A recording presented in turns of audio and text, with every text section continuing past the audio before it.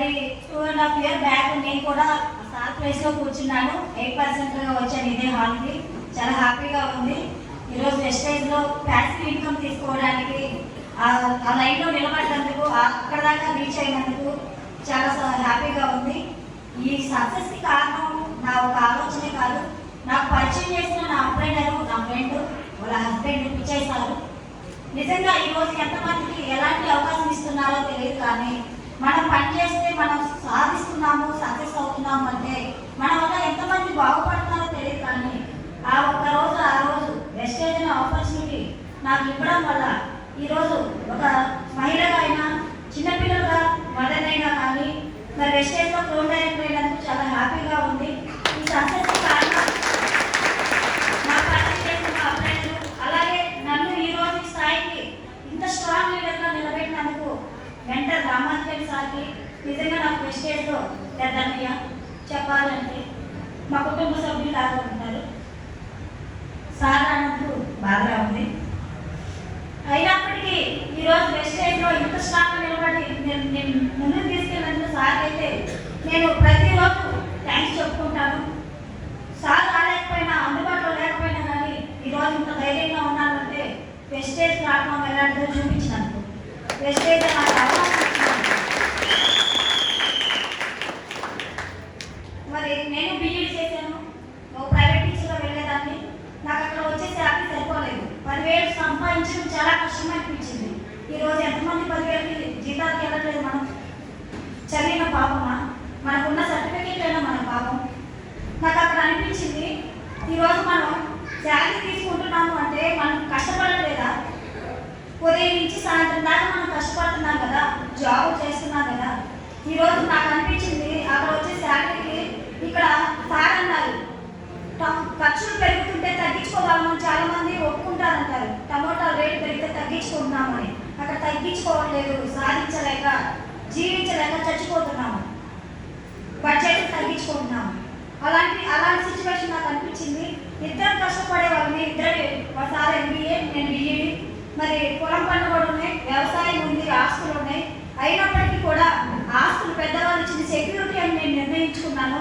నాకు అంతకుముందు పెళ్ళయ్యే ముందుకు వరకు కూడా కష్టపడే ఫ్యామిలీయే, కానీ ఇలాంటి మనస్తత్వం నాకు లేదు. కానీ మ్యారేజ్ అయిన తర్వాత అనిపించింది, నా సంపాదన ఏంటి? నేను చదువుకున్నాను, పెద్దవాళ్ళు సంపాదించిన దాని మీద ఆధారపడ్డది ఎందుకు? ఈరోజు పిల్లల సెక్యూరిటీకి ఉపయోగపడితే ఆస్తులు ఏవైతే పొలాలు ఉన్నాయో, ఇల్లులు ఉన్నాయో, స్థలాలు ఉన్నాయో, డబ్బులు ఉన్నాయో అన్నీ పిల్లల సెక్యూరిటీకి ఉపయోగపడితే మన లైఫ్ ఏంటి? నేను ఈ రోజుకి కూడా మా సంపాదన వెస్టేజ్ ద్వారా వచ్చింది కావచ్చు, ఇద్దరం జాబులు చేసినప్పుడు కావచ్చు, వచ్చిన సంపాదనతోనే లైఫ్ జర్నీ స్టార్ట్ చేయడం జరిగింది. లగ్జరీగా ఏ రోజు వెళ్ళలేదు. ఆస్తులు ఉన్నప్పటికీ కూడా వాటిని సెక్యూరిటీగా పక్కన పెట్టుకున్నాము. నెలకి ₹1,00,000 కవర్ వస్తుందండి మా పొలం మీద. అయినప్పటికీ ఈరోజు నా కసి ఏంటంటే, నేను కష్టపడుతున్నాను కదా. నేను కష్టపడినప్పుడు ఈరోజు వ్యవసాయానికి వెళ్ళే వాళ్ళు రోజుకి ₹1,500 సంపాదిస్తున్నారు. నెలకి ఎంత వస్తే? నెలలో 10 రోజులు పోతే 25 రోజులు కష్టపడ్డా 20,000 సంపాదిస్తున్నారు. గుంటూరులో ఫేమస్ మిర్చి యాడ్ తొడేలకి వెళ్ళి రోజుకి 500 నుంచి 1,500 సంపాదిస్తున్నారు. అవునా? వాళ్ళు 20,000, 25,000 సంపాదిస్తున్నారు. మరి నేను ఒక BEd చేసి ఒక ప్రైవేట్ స్కూల్లో 7,500 నా ఇంటర్వ్యూకి వెళ్తే ఇస్తానండి ఫ్రెషర్గా. నేను హైదరాబాద్లో జాబ్ చేశాను, గుంటూరు ఫ్రెషర్గా వచ్చాను. నీకు ఎక్స్పీరియన్స్ లేదమ్మా, పిల్లలు అవ్వడం వల్ల 5 years గ్యాప్ వచ్చింది కదా. నేను పిల్లలకు ముందు జాబ్ చేశాను. పిల్లలు అయిన తర్వాత 5 సంవత్సరాలు ఇంట్లోనే జాబ్ చేయకుండా, ఏ పని చేయకుండా పిల్లలు సెక్యూరిటీగా చూసుకోవాల్సి వచ్చింది. అటువంటి సైడ్లో నాకు అనిపించింది, బాధ అనిపించింది. నేను చదివింది నాకు పాపమా, శాపమా అనిపించింది. ఈరోజు టైపింగ్ చేసే పర్సన్ 30,000 సంపాదిస్తుంది నెలకి. అవునా కాదా? మీ మధ్యలో ఎంతమంది టైపింగ్ చేసేవాళ్ళు ఉన్నారు చెప్పండి? హ్యాండ్ చేయండి ఒకసారి. టైపింగ్ చేసేవాళ్ళు, అలాగే చిన్న చిన్న జాబ్ చేసేవాళ్ళు ఎంతమంది ఉన్నారు? ఈరోజు వాళ్ళతో మనం కంపేర్ చేసుకున్నాము. ఒక లేడీ టెక్నాలజీ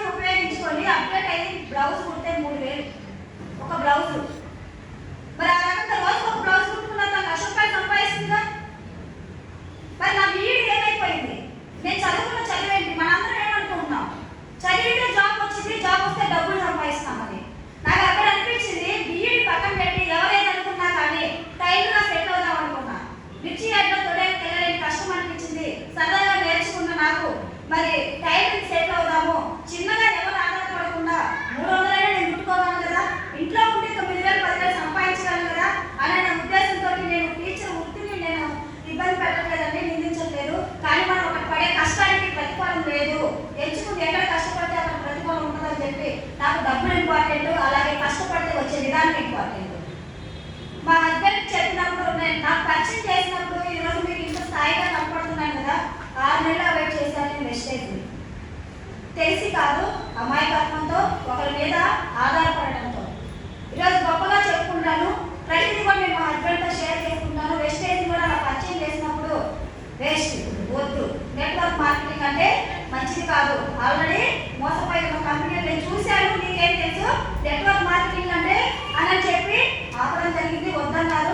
వద్దన్నప్పుడు మనం అడుగు వేయగలమా? ఒక హస్బెండ్ ఇంట్లో వద్దు అన్నప్పుడు అడుగు వేయగలమా? లేదు.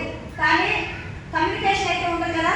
అలా నా ఫ్రెండ్ నాతో రెగ్యులర్గా మాట్లాడుతున్న క్రమంలో ప్రొడక్ట్లు బాగుంటాయి, వాడుకుంటే మంచి ప్రొడక్ట్లు మేము వాడుతున్నాం, అట్లీస్ట్ ప్రొడక్ట్లను వాడు అన్నప్పుడు నేను చేసిన first step use the product. ఆ యూజ్ ద ప్రొడక్ట్ వల్లే ఒక 20 రోజుల తర్వాత ఒక డిష్ వాష్ జెల్ నాకు ఆలోచన కలిగించింది. ప్రొడక్ట్ వాడుతున్నప్పుడు కూడా ప్రతి మధ్యతరగతి కుటుంబం వాళ్ళు ఏం చూస్తారు? రేట్ చూస్తారు. వచ్చే బెనిఫిట్స్ ఏం చూడరు, కొనే రేట్ చూస్తారు. అలా రేట్ చూసినప్పుడు నాకు అనిపించింది, ఈ బడ్జెట్ మనకి అవసరమా, ఇది మన అంత రేట్ పెట్టి కొనలేము అనిపించింది. మేము ఇద్దరం డిస్కషన్ చేసుకొని సరే మొహమాటానికి అయితే కొన్నాము, వాళ్ళేదో ఉపయోగపడతారు కదా అని చెప్పి 1000 రూపాయలకే కొన్నామని. మేమేమి ఎక్కువ కొనలేదు. 1000 రూపాయల ప్రొడక్ట్ వాడిన తర్వాత ఒక 20 రోజులు నాకు ఇంకా కూడా ఈ ప్రొడక్ట్ ఇలా ఉంటుంది, ఇది వాటి ఈ రిజల్ట్ వచ్చిందని ఎక్స్ప్లెయిన్ చేస్తే వాడచ్చా, ఈ వాటి బాగుంటుంది అని చెప్పి నాతో 1000 రూపాయలు వాడిన తర్వాత డిష్ వాష్ జెల్ నన్ను ఆలోచింప చేసింది.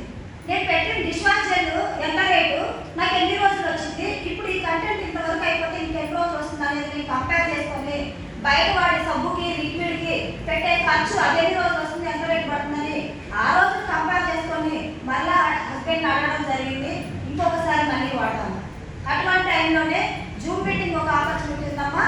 జూమ్ మీటింగ్ నువ్వు ఇంట్లో నుండి వినొచ్చు, నాలెడ్జ్ తీసుకోవచ్చు, పిల్లల్ని సరి చేసుకుంటూ కూడా అర్థమవుతుంటుంది. చిన్నగా ప్రయత్నించినప్పుడు వారం రోజులు టైం పట్టింది నాకు జూమ్ మీటింగ్ యాప్ ఇన్స్టాల్ చేసుకొని జూమ్ మీటింగ్ వినడానికి. హస్బెండ్ సపోర్ట్ లేదు. రిక్వెస్ట్ చేసుకొని రామాజీ సార్ కాన్ఫరెన్స్ తీసుకొని నాకు హెల్ప్ చేయట్లేదు సార్, మా సార్ ఒకసారి చెప్పండి మీరన్నా అంటే నేను అప్పటి వరకు ఫోన్ వాడేదాన్ని కాదు. ఫోన్ 2 నిమిషాలు మాట్లాడాలంటే ఇరిటేషన్ పక్కన పెట్టేదాన్ని. చాలా మంది ఈరోజు ఫోన్ సరదాగా టైం పాస్ చేస్తూ ఉంటారు.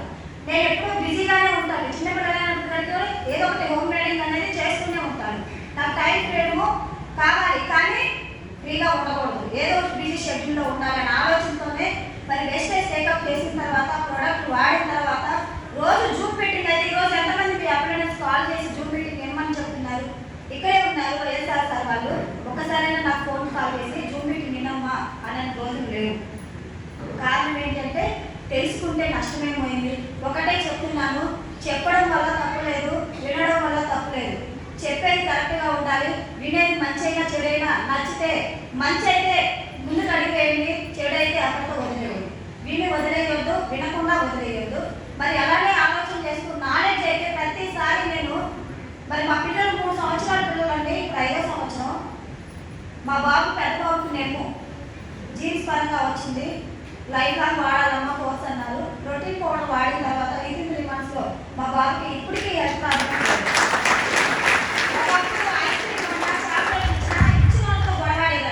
ఎందుకంటే అది తిని నైట్ నిద్ర లేని రోజు చాలా ఉన్నాయి, భయపడే రోజులు ఉన్నాయి. అయినప్పటికీ కూడా ఆ ప్రోడక్ట్ వాడిన తర్వాత ఈరోజు ఫస్ట్ అయితే హెల్త్ కాపాడుకున్నాం వెస్టేజ్ ద్వారా. అలా రెగ్యులర్గా రోజు జూమ్ మీటింగ్ వెళ్ళడం వల్ల, మరి రోజు జూమ్ మీటింగ్లోని నాలెడ్జ్ తీసుకోవడం వల్ల నేను కూడా 3 నెలల వరకు ఎవరు చెప్పినా రాలేదు. 20 మంది చెప్పినా కానీ ఒక్కరు కూడా ఐటీ కొన్న వాళ్ళు లేదు. అయినప్పటికీ వెస్టేజ్లో నిలబడితే వర్క్ జరిగితే నాకు సిస్టమ్ ఎలా చేయాలనేది నేర్చుకున్నాను. నేర్చుకున్న తర్వాత మళ్ళీ మొదలుపెట్టాను. నేను ప్రోడక్ట్ కొన్నప్పుడు 32 రూపాయలు వచ్చింది. ఆ ప్రోడక్ట్ వాడి ఆ రిజల్ట్ పంచుకుంటూ 2వ నెలలో ప్రోడక్ట్ కొన్నది పెంచాను. అప్పుడు 60 రూపాయలు వచ్చింది. 3వ నెల వచ్చేసరికి ఫాస్ట్ ట్యాగ్ అయ్యాను, 250 రూపాయలు వచ్చింది. ఆ తర్వాత 400 వచ్చింది. తర్వాత నెలలో 4,40,000 వచ్చింది. ఇలా 6 నెలలు తిరిగేసరికి నాకు వచ్చింది 6,000 కూడా లేదండి. ఈరోజు చాలామంది వెస్టేజ్లోకి వచ్చి ఏమంటారంటే రాగానే డబ్బులు రావాలి అంటున్నారు. అవునా?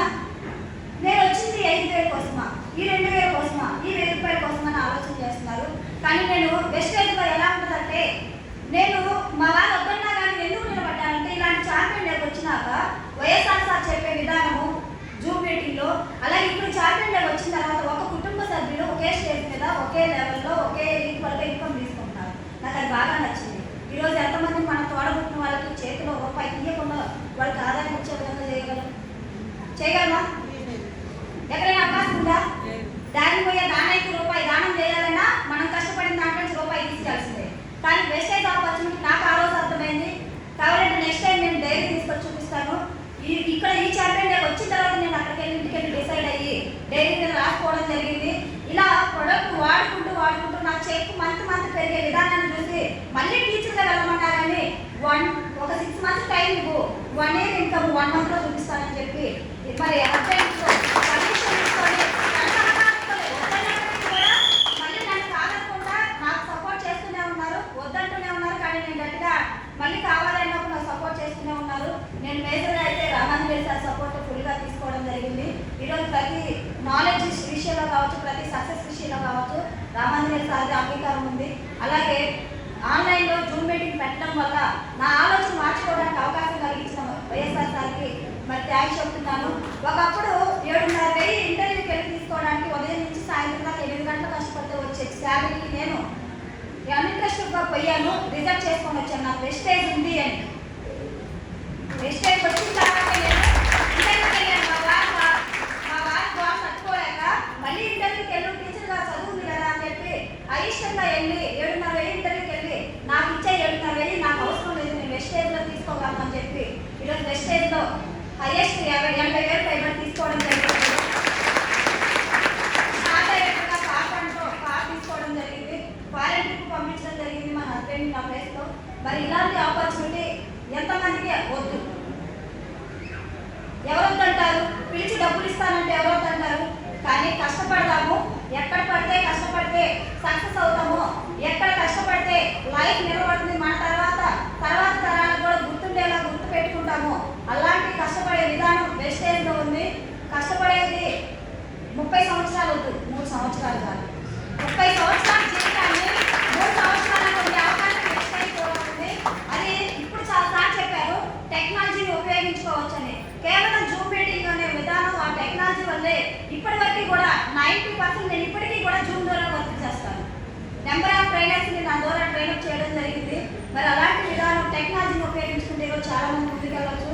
ఇయర్ ఎండ్కి 3 lakhs తీసుకోవాలి, సాధించే కడియం తీసుకోవాలి టార్గెట్.